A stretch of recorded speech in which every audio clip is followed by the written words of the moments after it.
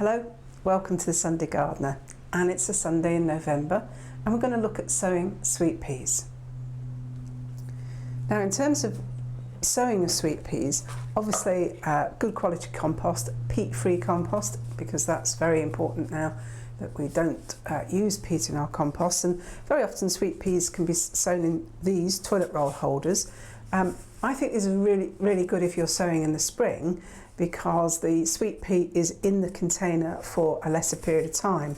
Because as you can imagine, with watering, the cardboard can get very damp. In the winter, in the greenhouse or in a sheltered spot, if it's damp, the tube might collapse. It can get kind of like black mould on it.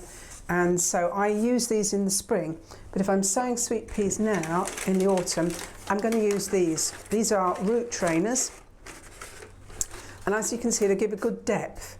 And the thing about sweet peas, and it's true also of the vegetable family of legumes, of beans and peas, is that they all need a good root run.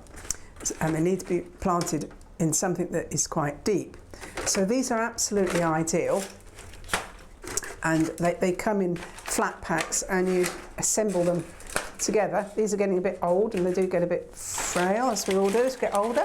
But they're still good. They last, I've probably had these over 10 years. So although they might seem a bit expensive when you first buy them, they do last a long time. And you have to clip each one together.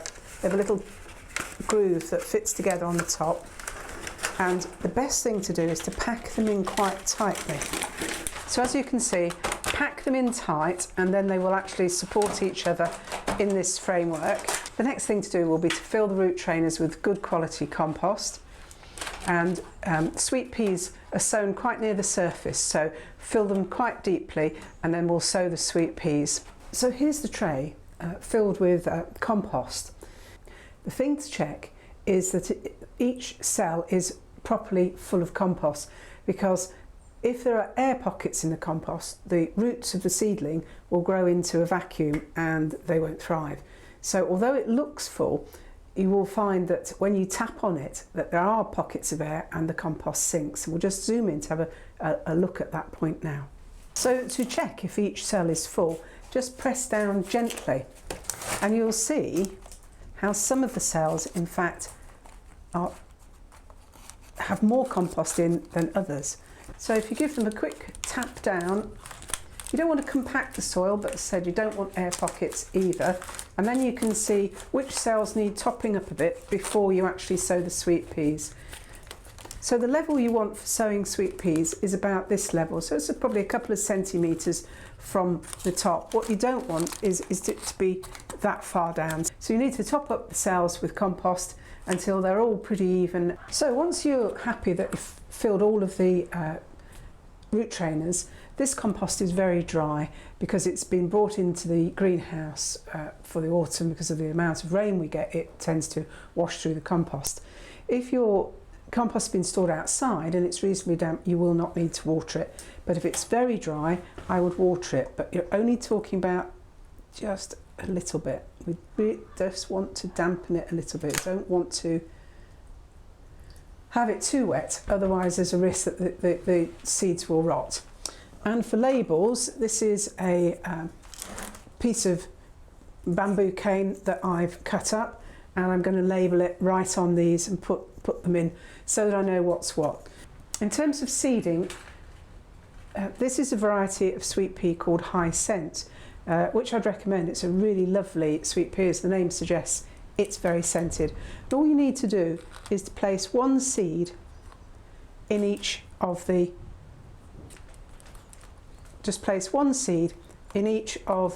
root trainers with enough room to sprinkle compost on the top. So two final things to do.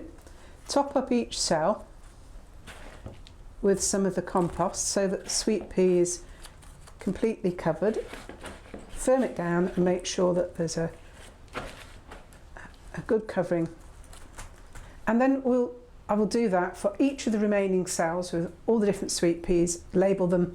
One more thing to do before you finish your sweet peas is to bear in mind that we like sweet peas and the mice like sweet pea seeds.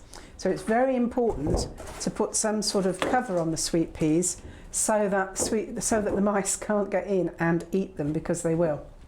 So cover them up, and then for germination, put them in an unheated greenhouse is fine. If you haven't got a greenhouse, a lean-to, unheated porch or conservatory, and they'll germinate and grow on slowly over the winter. During warm periods and mild periods like it is now, the sweet peas will grow, and then when it gets very cold, they'll hardly grow at all, and they'll grow across, and then come early spring, they'll start to put on some growth.